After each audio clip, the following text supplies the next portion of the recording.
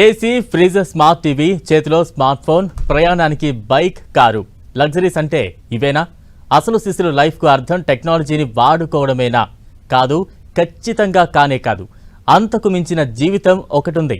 అది అడవిలో ప్రకృతి మధ్యన పచ్చదనం, వెదురు వస్తువులు, నిత్యం జంతువులు, పక్షులతో సావాసం, అరుదైన పండ్లు, కూరగాయలు. ఇది ఒకప్పటి ఆదివాసీల జీవనశైలి. అందుకే ఏళ్లు గడిచినా వాళ్ళు ప్రకృతితో మమేకమై ఎంతో సంతోషంగా జీవించారు. కాలంతో పాటు ఆ సంస్కృతి, సంప్రదాయాలు మారుతూ వచ్చాయి. ఇప్పటి జనరేషన్కు అసలు ఆదివాసీ, గిరిజన జీవనశైలి ఎలా ఉంటుంది అనేది తెలియదు. దానికి భద్రాచలం ఐటీడీఏ ప్రాజెక్టుతో ఒక రూపం ఇచ్చారు. ట్రైబల్ మ్యూజియంగా రూపుదిద్దుకున్న ఈ ప్రాజెక్ట్ మన పూర్వీకుల ఆచార, జీవన విధానాల్ని కళ్లకు కడుతోంది. భద్రాచలం ట్రైబల్ మ్యూజియంపై మా 10TV ప్రతినిధి సైదులు అందిస్తున్న గ్రౌండ్ రిపోర్ట్. అంతరించిపోతున్న గిరిజన సాంప్రదాయం, నృత్యాలు, వస్తువులు ఇవి ఎక్కడా కూడా ఇప్పుడు కనిపించడం లేదు. మన సాంప్రదాయాలను మర్చిపోతున్నాం. గిరిజన సాంప్రదాయాలు ఎక్కడ ఉన్నాయి? ఆ సాంప్రదాయాలకు సంబంధించినటువంటి సంస్కృతిని, కళారూపాలు ఇప్పుడు కనపడటం లేదు. వీటన్నిటిని కూడా ఒక వేదికకు తీసుకొచ్చి ఒక మ్యూజియం థీమ్ని ఏర్పాటు చేశాడు ఐఏఎస్ ఆఫీసర్. అసలు ఆయనకి అలా అంటే ఆలోచన ఎలా వచ్చింది? గిరిజన సంస్కృతి, సాంప్రదాయాలతో పాటు నాయక్ కోడులు, ఎలాంటి వ్యవసాయ పద్ధతులు సాగు చేశారు, అప్పుడు వాడిన వస్తువులు ఇప్పుడు ఎలా ఉన్నాయి, ఇప్పుడు ఎక్కడైనా కనిపిస్తున్నాయంటే ఆ మాటే కనుమరుగైపోతున్న రోజులు ఇవి. ఆ వస్తువులన్నిటిని సేకరించి ఒకే దగ్గర సమకూర్చాడు. అసలు ఏంటి, ఏజెన్సీ ప్రాంతంలో పర్యాటకంగా ఎలా తయారు చేస్తున్నారు అని తెలుసుకునేందుకు 10TV గ్రౌండ్ రిపోర్ట్.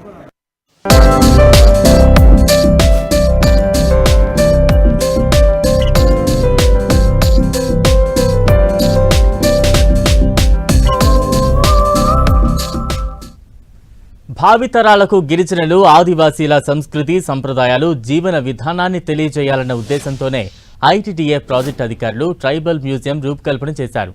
ఆనాటి అడవి జీవితం, గ్రామీణ వాతావరణం ఇక్కడ ప్రతిబింబిస్తుంది. అసలు కరెంటు కూడా లేని రోజుల్లో వాళ్ళు ఎంత గొప్పగా జీవించారనేది కళ్లకు కడుతుంది.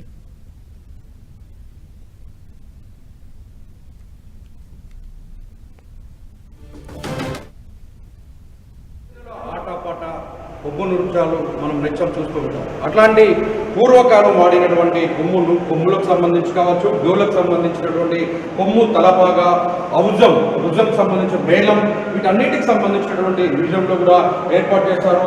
ఆరాతి బిడ్డలు, డోలు కొయ్య అంటారు. వీటికి సంబంధించి జాతరలకు, కర్మలకు మరియు చావులకు ఉపయోగిస్తూ ఉంటారు. కర్మలు ఎప్పుడు కోయపుట్టు, పూర్వోత్తరాలు చెప్తూ ఈ డోలిని ఉపయోగిస్తున్న పరిస్థితి అయితే ఉంది. అదేవిధంగా డోలదులకు సంబంధించి కావచ్చు, కొమ్ము తలపాగకు సంబంధించినట్టు అడవి దున్న కొమ్ములతో తయారు చేసిన తలపాగను ధరించి నృత్యం చేస్తూ ఉంటారు గిరిజనులు.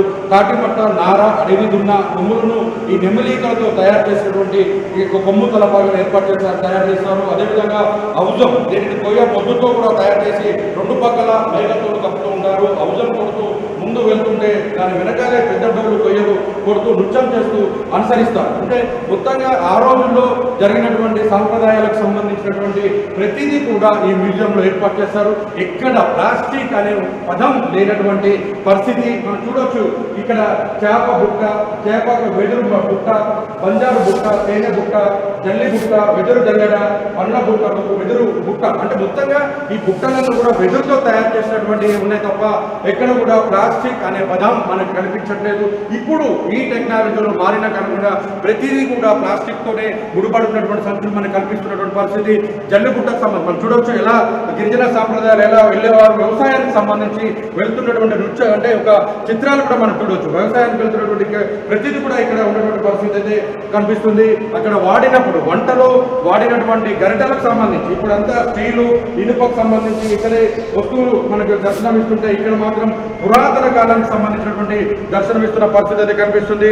ఒక సోకు బుర్రకు సంబంధించిన మనం స్పష్టంగా చూస్తున్నాం. సొరకాయ బుర్ర అంటే దీనికి సంబంధించి కళ్ళు సేకరణ కోసం ఉపయోగించేవారట. వెదురు పుట్టకు సంబంధించి అన్ని రకాలుగా ఉపయోగించారు. వంటగది నందు ఆహారం తయారీలో ఉపయోగించే గంటలకు, అదేవిధంగా వంటగది నందు పప్పు దినుసుల కోసం నెరవేర్చడానికి మరొక తాటలు కూడా ఉన్నటువంటి పరిస్థితి. అదేవిధంగా మనం చూడొచ్చు ఇక్కడ దొరికేటువంటి అంటే అడవిలో దొరికేటువంటి పూర్తి స్థాయిలో కూడా అటవీ ఉత్పత్తులు ఇక్కడ విప్ప పువ్వు, ఇప్ప బద్ద, ముష్టి గింజలు, చిల్లి గింజలు, నల్లజారి గింజలు, ఇట్లా మొత్తం చూసుకుంటే కరక్కాయలు, నారమామిడి చెక్క, కుంకుడుకాయలు, గచ్చకాయలు, కాను గింజలు, ఇలా ఇవన్నీ కూడా ఇక్కడ అడవిలో దొరికేటువంటి ఉత్పత్తులు. ఈ ఉత్పత్తులన్నీ కూడా సేకరించి పెట్టారు. మనం చూస్తున్నాం ఇది ఇల్లు, ఇది కూడా పురాతన కాలంలో ఏర్పాటు చేసినటువంటి ఇల్లు. పూర్తిగా ఇక్కడ ఉన్నటువంటి ఇళ్లలో కూడా మనం చూస్తున్నాం ఈ ఇంటికి సంబంధించినట్లు చూడొచ్చు. ఎందుకంటే ఇక్కడ మనము ఇప్పుడు కరెంటు పోతేనే 1 సెకండ్ కూడా ఉండలేనటువంటి రోజులు, మొత్తంగా ఏసీలకు అలవాటు పడుతున్నటువంటి పరిస్థితి. కానీ ఆ రోజుల్లో మాత్రం ఇక్కడ ఉన్నటువంటి లైట్కు సంబంధించిన దీపం సంబంధించినటువంటి బుడ్డి కావచ్చు, ఇక్కడ మొత్తం కూడా ఇక్కడ ఏర్పాటు చేసిన ప్రతిదీ కూడా కుండలో ఉన్నటువంటి పరిస్థితి. చెక్కలతో ఏర్పాటు చేసినటువంటి ఇల్లు ఇక్కడ మనకు దర్శనమిస్తుంది. ఇక్కడ బియ్యం వండుకోవడానికి సంబంధించిన మొత్తం సామాన్లన్నీ కూడా మనకు కనిపిస్తుంది, ఉట్టి కనిపిస్తున్నటువంటి పరిస్థితి ఉంది. ఓవరాల్గా చూసుకుంటే గత కాలంలో మనం నిర్వహించిన పద్ధతులు ఏ విధంగా ఉన్నాయో అదే స్థాయిలో ఏర్పాట్లు కూడా ఇక్కడ చేసిన పరిస్థితి అయితే కనిపిస్తుంది. భవిష్యత్ తరాలకి ఈ మ్యూజియం ఎంతో ఉపయోగపడుతుందనడానికి ఈ ఏర్పాట్లు గతంలో వాడిన వస్తువులు సేకరించి దాదాపు 15 సంవత్సరాల పాటు కూడా ఈ వస్తువులు సేకరించి ఇక్కడ భద్రపరిచిన పరిస్థితి అయితే కనిపిస్తుంది. వెదురు కర్రలు, చెక్క సామాగ్రి, వేటాడేందుకు వాడిన ఆయుధాలు అన్నీ కూడా ప్రకృతి నుంచి తయారు చేసినవే. నో ప్లాస్టిక్ అన్నమాట. విల్లు, అంబులం, ఈటల, చురకత్తులు ఇలా ఆదివాసీలు సొంతంగానే పనిముట్లు తయారు చేసుకునేవాళ్లు. ఏజెన్సీలో కూడా అందమైన బంగ్లాలు వెలుస్తున్నాయి. మన పూర్వీకులు నిర్మించినటువంటి ఇల్లు అన్నీ కూడా కనుమరుగైపోయాయి. మనం చూడవచ్చు ఈ మ్యూజియంలో గత కాలపు మొత్తం కూడా నిర్మాణాలు మనం చూడవచ్చు. ఇక్కడ చుట్టూ గుడిసె.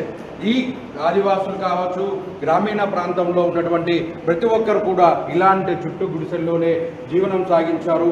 మొత్తం దానికి సంబంధించిన మంచం, అదేవిధంగా ఎడ్ల బండికి సంబంధించి కూడా పూర్తి స్థాయిలో చూడవచ్చు. బండి జల్లె, దీనికి సంబంధించి ధాన్యం మొత్తం కూడా ఇంటి దగ్గర ఉంచి, అంటే పొలాల్లో పండించిన ధాన్యాన్ని కూడా ఈ బండి జల్లె ద్వారా కూడా మొత్తం కూడా నింపి ఆ తర్వాత ఇంట్లో పెట్టుకున్నటువంటి పరిస్థితి ఉంది.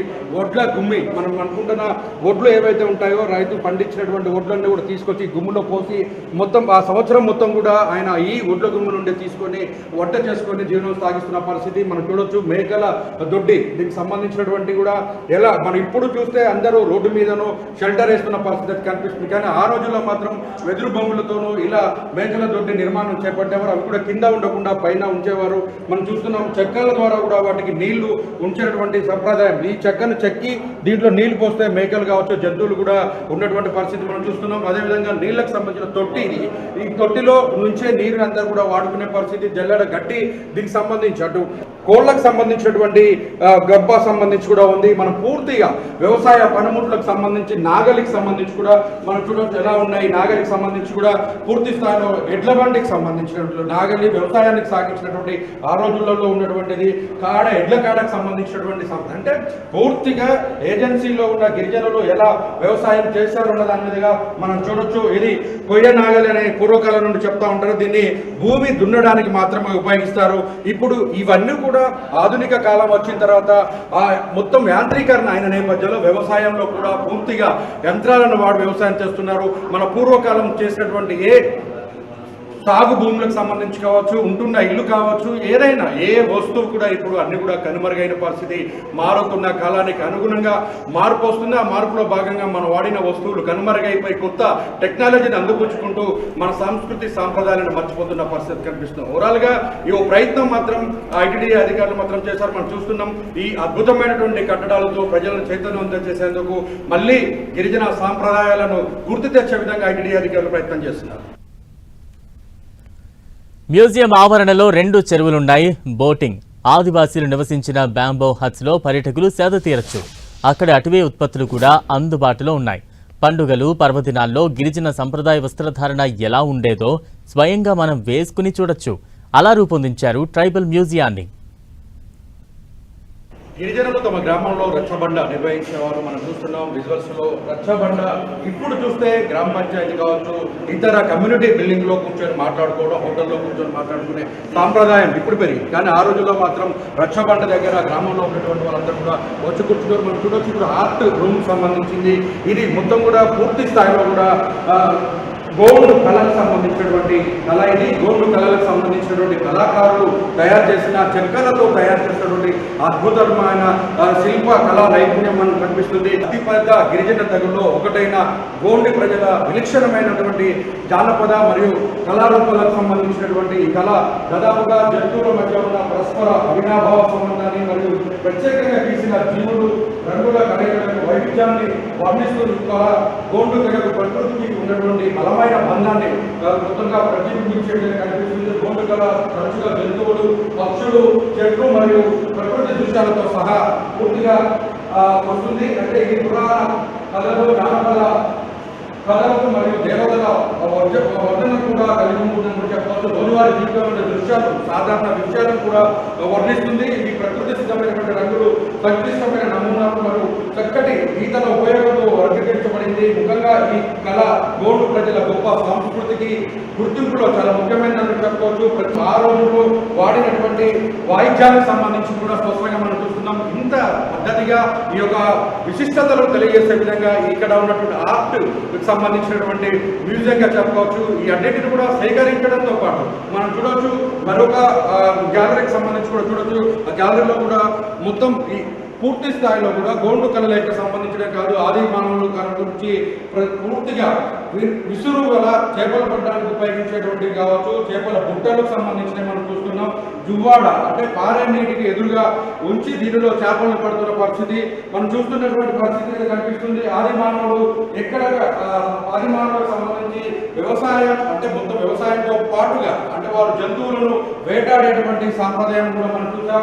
మనం ఇక్కడ బాణాలు చూస్తాం, మనం ఎదురు బొమ్మలతో తయారు చేసినటువంటివి. వీటితో పాటు కూడా అమ్ముల పొది, వేటకు వెళ్లే సమయంలో బాణాలు ఉంచడానికి ఉపయోగిస్తారు. బరిసెలకు బల్లాలు, కసెర, గొడ్డలి, పెద్ద గొడ్డలి, కొడవలి లాంటివి కూడా పురాతనమైనటువంటి మనం చూస్తున్నాం. గొడ్డలకు సంబంధించినటువంటి కావచ్చు, బరిసెలకు సంబంధించిన కూడా పెద్ద ఎత్తున కూడా వీటన్నిటి కూడా సమకూర్చారు. సాంప్రదాయాలను ఎలా కొనసాగించారనే దానికి ఎలా ఉండేవారు పూర్వీకులు అనే దానికి మొత్తం నిదర్శనంగా ఈ మ్యూజియంలో ఏర్పాటు చేశారు. మనం చూస్తున్నాం ప్రతిదీ ఒక కళాత్మకమైనటువంటి దృశ్యంగా మనకు కనిపిస్తుంది. 1996-98లో ఐటీడీఏ పీఓగా పనిచేసిన అశోక్ కుమార్ భద్రాచలంలో గిరిజన మ్యూజియం అవసరమని గుర్తించారు. కోయ, బంజారా, నాయకపోడు, కొండరెడ్డి ఇలాంటి జాతుల జీవన విధానం, సంస్కృతి, సంప్రదాయాలను పరిశీలించి భద్రాచలం మండలం ఎటపాకలో ట్రైబల్ మ్యూజియం ఏర్పాటు చేశారు. దేవరాజన్ దివ్య హయాంలో 2013-14 మధ్య ₹1 కోటి మ్యూజియంకు కొత్త రూపు తెచ్చారు. భద్రాచలం ఐటీడీఏ ప్రాంగణంలో ట్రైబల్ మ్యూజియం తీసుకొచ్చేందుకు ఐఏఎస్ అధికారి రాహుల్ ఎంతో శ్రమించారు. ఒకప్పుడు కొన్ని వస్తువుల్ని మాత్రమే సేకరించగలిగారు. 10-15 ఏళ్ల కష్టం తర్వాత ఇప్పుడు గిరిజన, ఆదివాసీ సంస్కృతి కళ్లకు కట్టేలా కంప్లీట్ మ్యూజియం తీర్చిదిద్దారు. అంతరించిపోతున్న గిరిజన, ఆదివాసీ సంస్కృతి, సంప్రదాయాలను కాపాడడంలో ఐటీడీఏ భద్రాచలం అధికారులు చూపిన చొరవ ప్రశంసనీయం.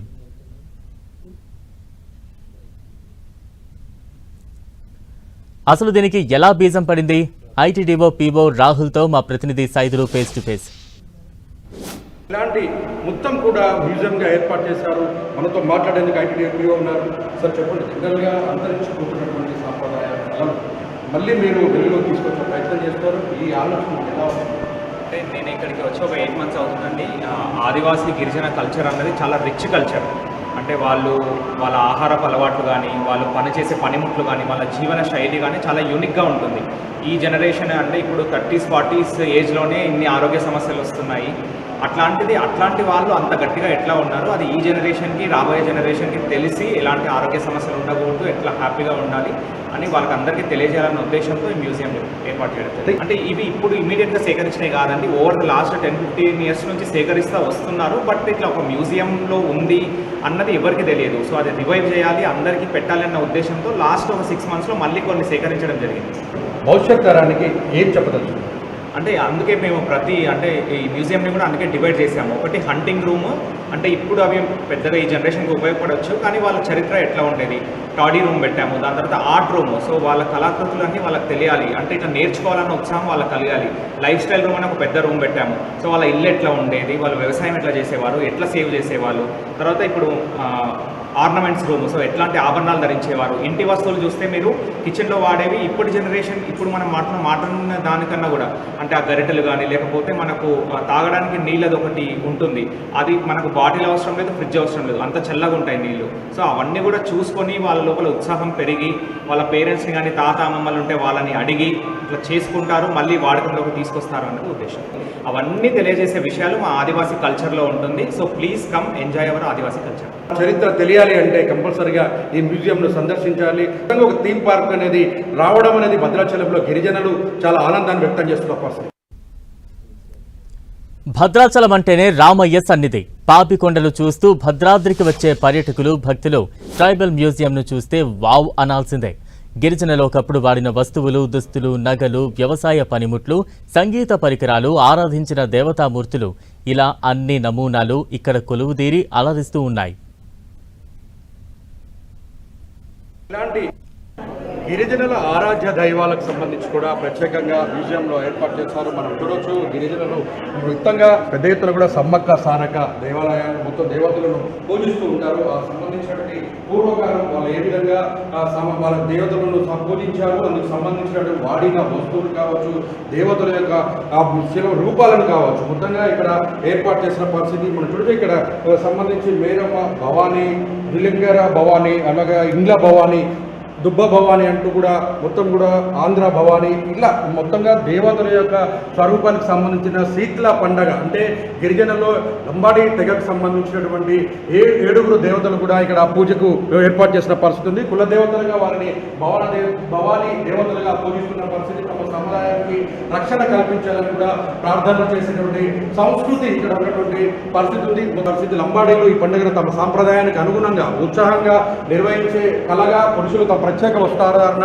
సాంప్రదాయాలు, నృత్యాలకు సంబంధించి కూడా చూడొచ్చు. మనం నాయకుళ్ళు గుర్రరాజుల పేరుతో పంచపాండవుల్ని, కృష్ణుడిని, ప్రొడయ, సింగబోయుడు, మైసమ్మ, పోతరాజు, పెద్దమ్మ, మధ్యరామక్క, గడ్డమసలమ్మ, ఎర్రమ్మ మొదలగు దేవతలను కొలుస్తూ ఉంటారు. అంటే సమ్మక్క సారక జాతర అనేది తెలంగాణ రాష్ట్రంలోనే మేడారం గ్రామంలో జరిగే గిరిజన పండుగ. ఇది ఆసియా ఖండంలోనే అతిపెద్ద గిరిజన పండుగగా ప్రసిద్ధి చెందింది. ఒకసారి మాఘశుద్ధ పౌర్ణమి రోజున 4 రోజుల పాటు జరుపుకుంటారు. ఇప్పుడు వారు గతంలో మొక్కుతున్నటువంటి దేవుళ్ళు ఎలా ఉండేవారు, ఆ సాంప్రదాయాలు ఎలా ఉండేవని కూడా స్పష్టంగా ఇక్కడ పొందపరిచారు. ఇక్కడ ఏర్పాటు చేసిన పరిస్థితి ఉంది.